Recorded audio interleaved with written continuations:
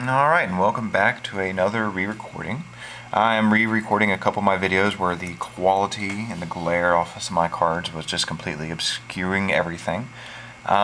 This one is a video of Kamahl Pit Fighter.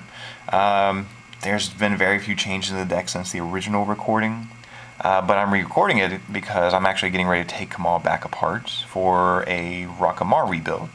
She is a fun tapper general, very similar to Kiki Jiki, where she has a tap effect and you can put a lot of fun untap effects, but they're all in this deck currently. But before I take it apart, I'm going to try and improve the video. Some of the other videos I have up, I cannot re-record, like the Zozu and the Adamaro deck, because those are far gone. But here's Kamahl. Kamahl is he's just one of my favorite characters from the storyline. He's that iconic character from Odyssey.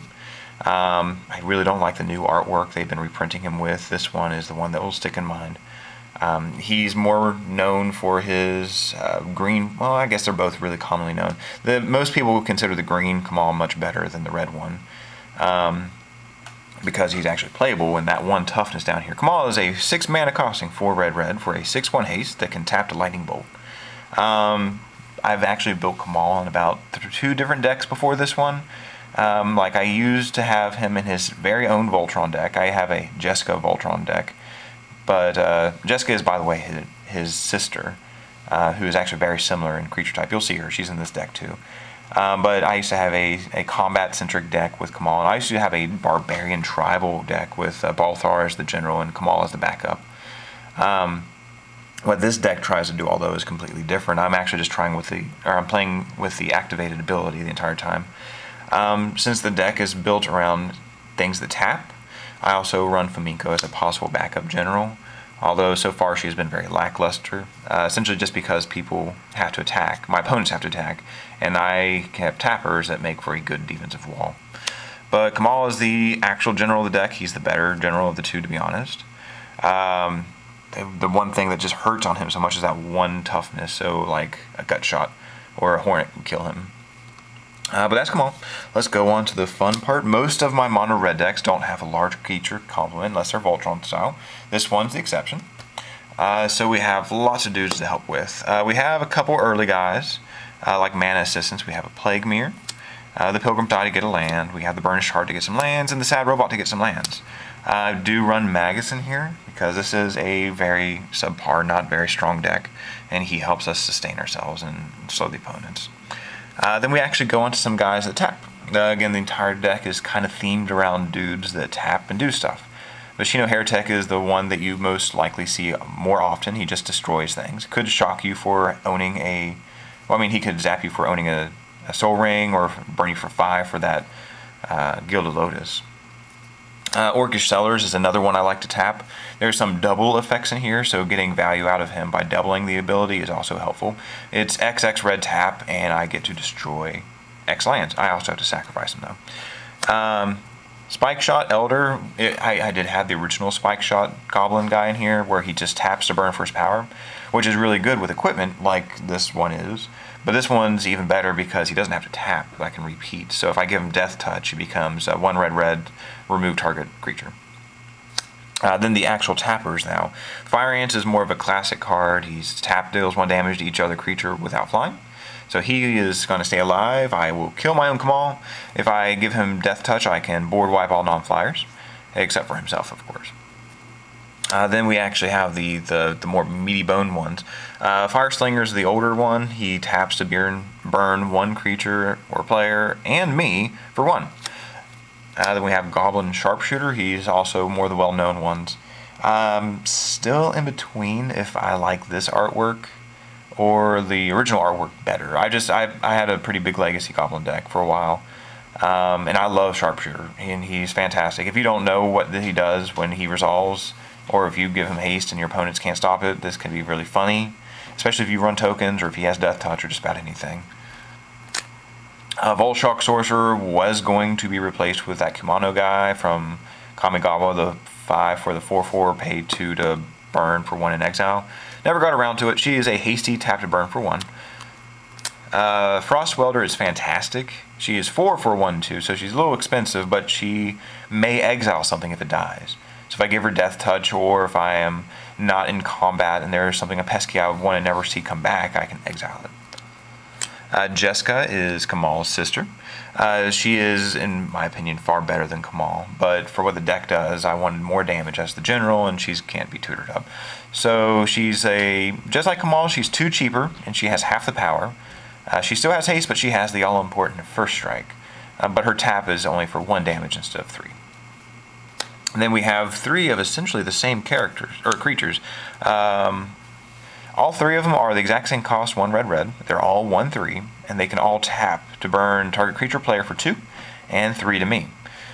These are always fun to start basically getting not just lifelink gear on, but any kind of incremental damage effects like the Warstorm Surge, not Warstorm, Gratuitous Violence, or any damage doublers makes this really interesting. The little pingy for ones don't seem to do a whole bunch. Maybe get rid of utility guys, maybe if you're running just like a weak general.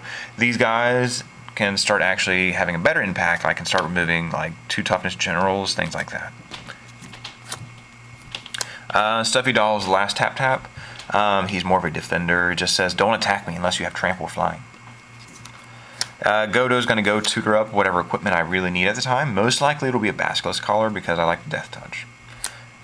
Duplicate is our probably best spot removal, and the Cozy's in there just to shuffle things if it gets too late. The problem with this deck is Cozy probably should not be in there. I don't have any damage or mana doublers, and the deck will either survive and win or fail before I can cast him.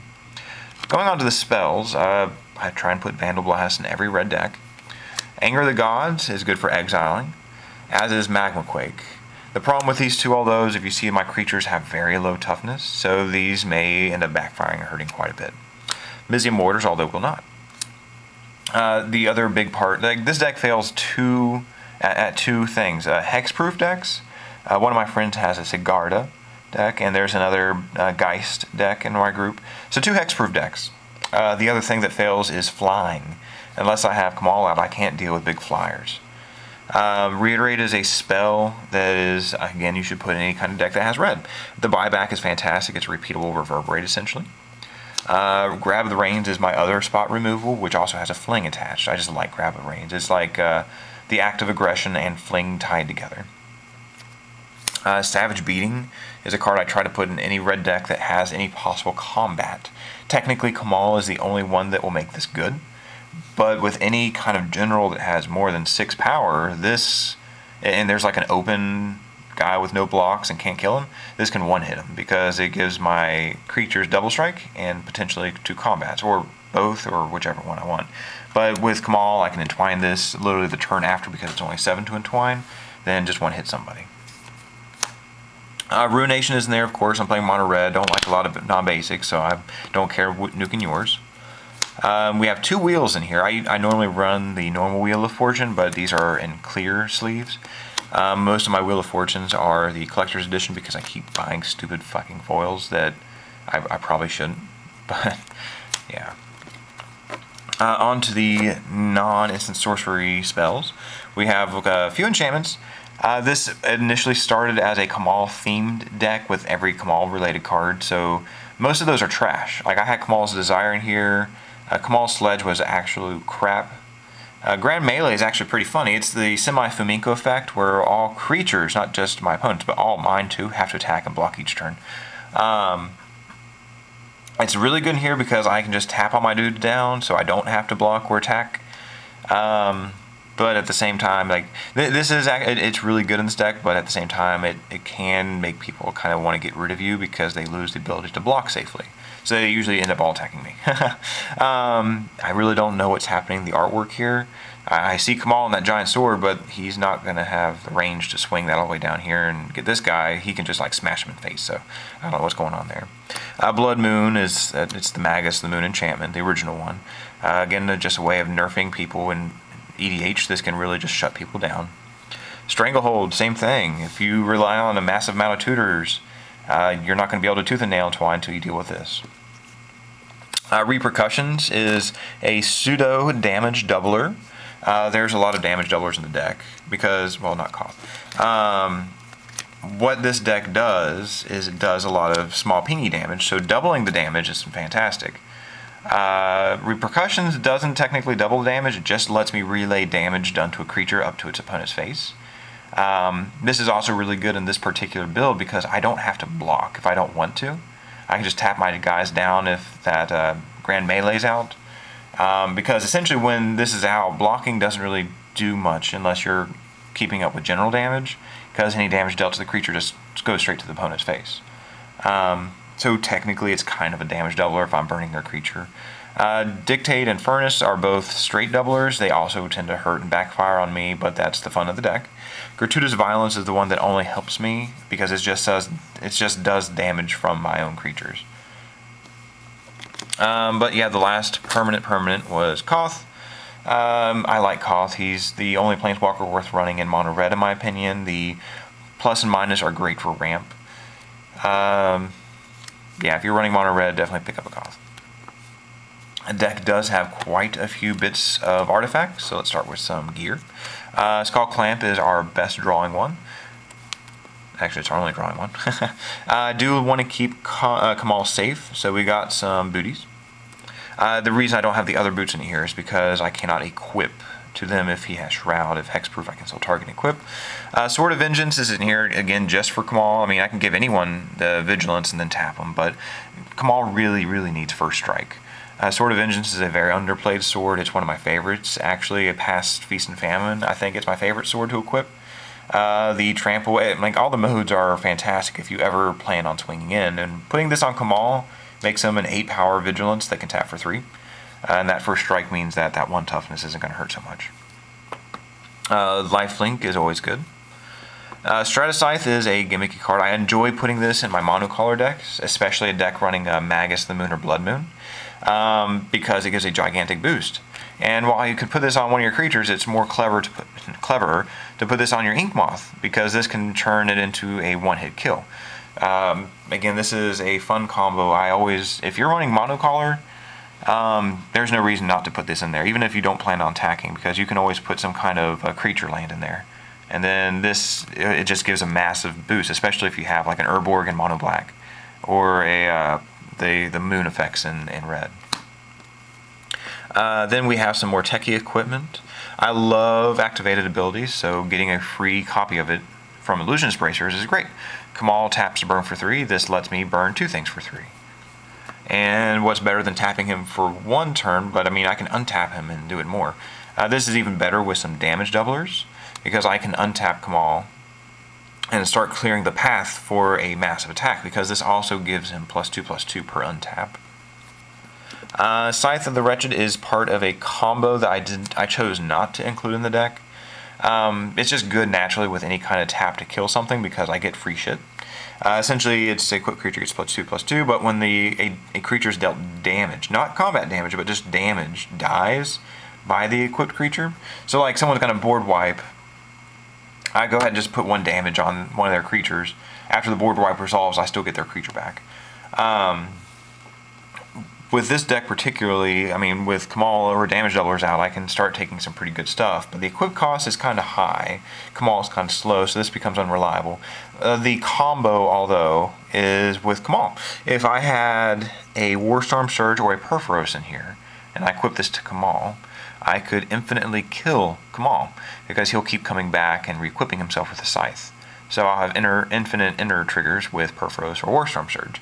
I chose not to put it in here, because number 1, as a combo in mono red, it's nearly impossible to tutor this up. I can get this with Godo, but I'm not going to get the enchantment. And Perforos I can't get with Imperial Critter, so I'm not going to run a combo like that in here, because, well, the Warstorm Surge won't really do anything else. My creatures all have low power except for Kamahl.